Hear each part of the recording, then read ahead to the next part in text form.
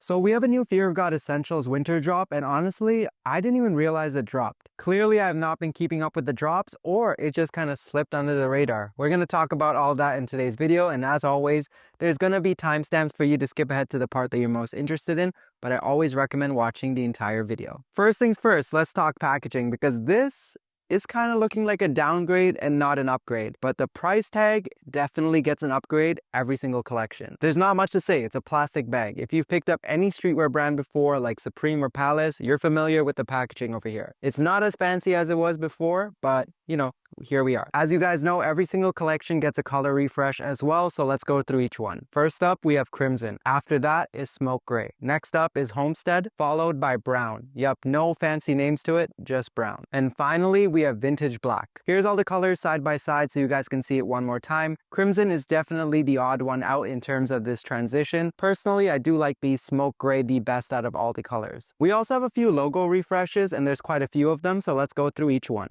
First is this new spell out style that you guys are seeing. It's once again with the raised rubberized letters, and it has this racer style font attached to it. Next up is this sort of arc logo with numbers and letters that spell out essentials, and this one here utilizes a puff print instead of those raised letters in the previous logo. And the final logo we have here utilizes the same rubberized letters with this collegiate style font, spelling out Essentials Fear of God with 2026 on there. It's crazy seeing 2026 considering how long ago this series has been going on for now. Thank you guys for watching, seriously. Before we try everything on, let me give you guys my dimensions first. I'm 5'5" and 131 pounds at the moment, and I have a slim semi-athletic build. It'll be listed somewhere over here or here throughout the try-on portion, so you guys can refer to it at any point. I'll mention the particular sizing, price point, and color I'm trying on for each individual piece as I'm wearing it. The first item we're going to talk about today is the nylon puffer jacket. This is in the iron gray colorway. I'm wearing a size extra small, and it comes in at 615 Canadian dollars. Right off the bat, I will say for the price point, you can invest in a better jacket. Even though this does have downfill in it, I think you can get a Columbia or a North Face Nuptse and have something that's a little more practical for the winter. As you guys know, Essentials is oversized. Even though I went a size down, you'll see that it is still pretty big on me with the sleeve length over here.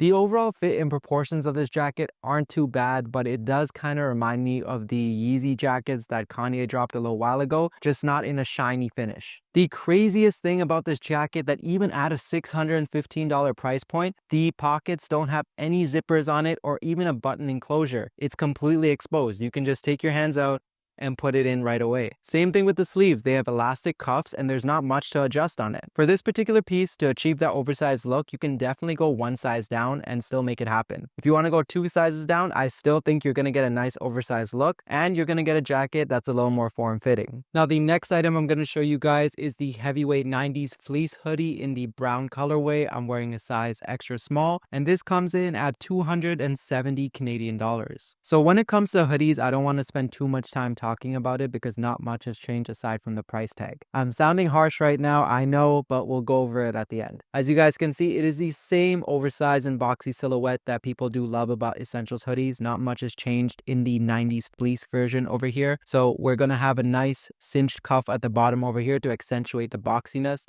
I still recommend going one size down on this particular piece to give you guys something that's proportionate to your body while still achieving that slightly oversized and boxy look. Now with this racing logo thing over here, you guys are going to see a huge 26 in the back, which in my opinion is kind of tacky, but that is just the direction Jerry has decided to go in this collection. I'm not going to spend too much time talking about that right now. However, when it comes to the hood, these have shrunk significantly. My fitted size is 6 7/8 to a size 7. And as you can see, I'm struggling. I can't put even a beanie under this thing over here. So the hood is not going to be practical at all if you go a size down. If you go a size down, you're going to have a hoodie that fits, but a hood that doesn't. Or if you go true to size and grab what you usually do, you're going to get a hood that fits, but a hoodie that doesn't. So pick which one you want to have. Now this here is the classic hoodie. I'm wearing a size extra small in the vintage black colorway, and this comes in at 245 Canadian dollars. Now in terms of the differences, the main one is you only have a front hit logo and not a back one. But if you want a huge 26 in the back, you can spend $30 extra and get that as well. This one might be slightly lighter in comparison if I was to hold them in hand side by side. I think the only difference was that the cinching of the waist on the other one was slightly tighter. This one feels a little more relaxed. However, it does feel slightly more cropped in comparison to the 90s fleece one. This one here does feel slightly more relaxed in the arm, so if you want a little more arm space, but overall, it's pretty much exactly the same with a $30 price point difference. And in case you're wondering, the hood is super small in this one as well. The next item we're going to talk about is the zip up hoodie in a size extra small. This is the vintage black colorway, and this comes in at 285 Canadian dollars. If you were to choose between the pullover and the zip up, I'd definitely say go for the zip up. This one here feels like you're getting a little more bang for your buck in comparison to the other items. This one here actually has dual zippers on it. They don't say YKK, they're Jerry's own brand of essential zippers, but at least you can play around with how you want to zip up your item. In terms of proportions, it's very similar to the pullovers. If you go one size down, you're still going to get a boxy and oversized look with some room in the arms as well. The reason I say it's more worth it is because the hood actually fits me. You guys could see the other one I was kind of struggling in. This one here, because of the zipper, you do have some more room to play around with, which is actually practical no matter what size you take. Now, I don't know if this is going to pick up on camera, but this here is actually stitched in and embroidered into it, which is a lot better than something that's screen printed at a $200 or nearly $300 price tag. So you do have a Fear of God spell out, nice and stitched in the back. I will say that the vintage wash on this one here is done really nice. This particular piece has been executed and has a lot of thought put into it in comparison to the other pieces I've tried on so far. However, if you're looking for a cheaper alternative, I do recommend looking into Paul's brand Locust&WildHoney for a more affordable option with a similar style to this one over here. The next item we're going to talk about is the Merino crewneck. This is in a size extra small. It is in the Homestead colorway and it comes in at 285 Canadian dollars. Now, this is not a merino sweater. I have to say that right off the bat. It might be called a merino sweater, but it has 4% wool, over 50% acrylics, and around 40% nylon and a little bit of spandex, which is because of the sleeves and cuffs over here. Barely enough to be called a merino sweater, but for the namesake, the wool is in there, so you can call it a merino sweater. Aside from the material deception, it is a nice menswear piece. I do like when Jerry starts to lean into the menswear items for the essentials line. I feel like he executes these a lot better. As you can see, it's slightly oversized in the arms. It has a nice fit to it overall. I'm not a huge fan of this exposed neckline over here, but it does prevent it from stretching out. I wish it did have a higher neckline and similar to the cuffs over here, but you know, can't be picky at this point. I'm lucky to even have a piece that is reasonably proportionate to my body type, even though it is an extra small. Because if you know essentials, you know it can get out of hand. And we do have embroidery on the back here as well, and a little bit on the front. So you do have some classier elements added to this particular item over here. It's not bad, but at the end of the day, if you're buying this because it's a merino sweater, just skip past that. Honestly, you're not going to be getting anything crazy from the essentials line.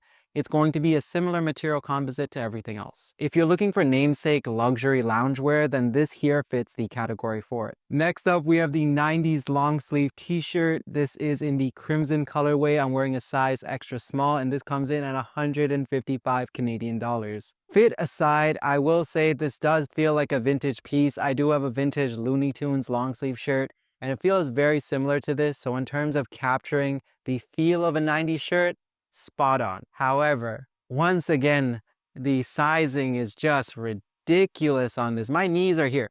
My knees are here.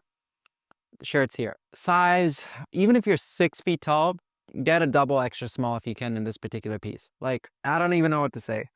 You have this crazy essential spell out on the sleeve over here that you really should be careful of when you wash this particular piece. It feels very weird when you fold your arms. The fabric doesn't sit very well with the logos. I don't know how else to describe it. And then we got the spell out over here. I will say the color is cool. If the shirt was like, I don't know, here, I know I'm like cinching it a bit in the back, but if it was like here, sure, that would be nice.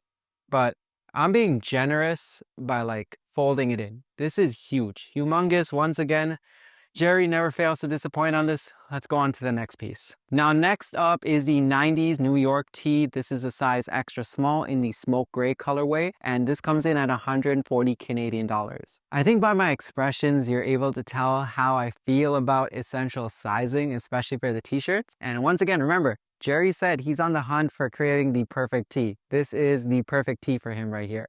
Maybe for him, not for me and not for shorter individuals like myself, that's for sure. And you guys might be wondering why it's called a New York tee. We got New York embroidered on the back over there.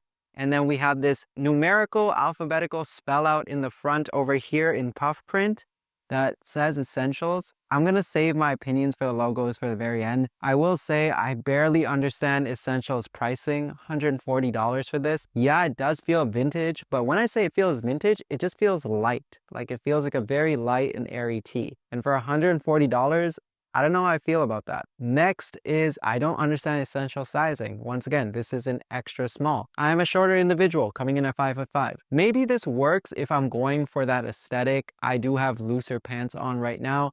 Threw on some Timbs. It's a very, summertime New York fit. Maybe. But, I don't want to step outside the house like this on a regular basis. I don't even think I have jackets that cover this t-shirt on a regular basis, or hoodies for that matter. My hoodies end around here, and those are all regular size, not cropped items. This goes down like very close to my knees. Once again, a little 360 for you guys, or a twirl in this Essentials dress at this point on me.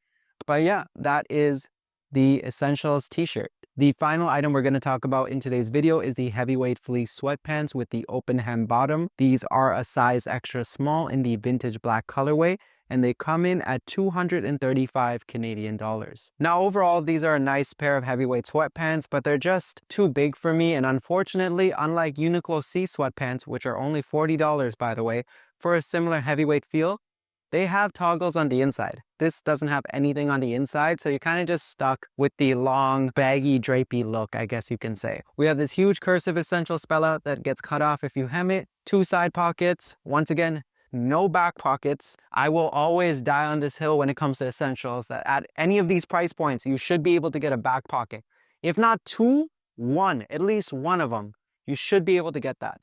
If Uniqlo can do it, Essentials should be able to do it. Now that we've tried everything on, let me give you guys my final thoughts and opinions. And I'm going to coin a term right now called pack sonification. Pack sonification is basically how I explain what's going on with Essentials at the moment. Essentially, no pun intended, we're moving towards a younger demographic. And you can see that with the types of graphics that are being released right now, the vintage aesthetic, and all those trendier items that we seem to see in the Essentials line. However, the price point does not reflect this younger demographic. It's crazy to think that Essentials is supposed to be the affordable line, but at what point is $300 for a hoodie affordable? It's not matching. There's a mismatch between the new target demographic and the pricing of the entire collection. Even I'm priced out of the Essentials collection at this point. Granted, I may not be working at the moment and doing this full time, but still, in general, I don't think I want to spend 300 Canadian dollars on a hoodie when I can go into Uniqlo, buy a capsule wardrobe, and have multiple pieces for the fall and winter. My rebuilding my wardrobe with Old Navy video, which you guys should watch, was actually completed within 300 Canadian dollars. And there were pieces that I didn't even showcase in that video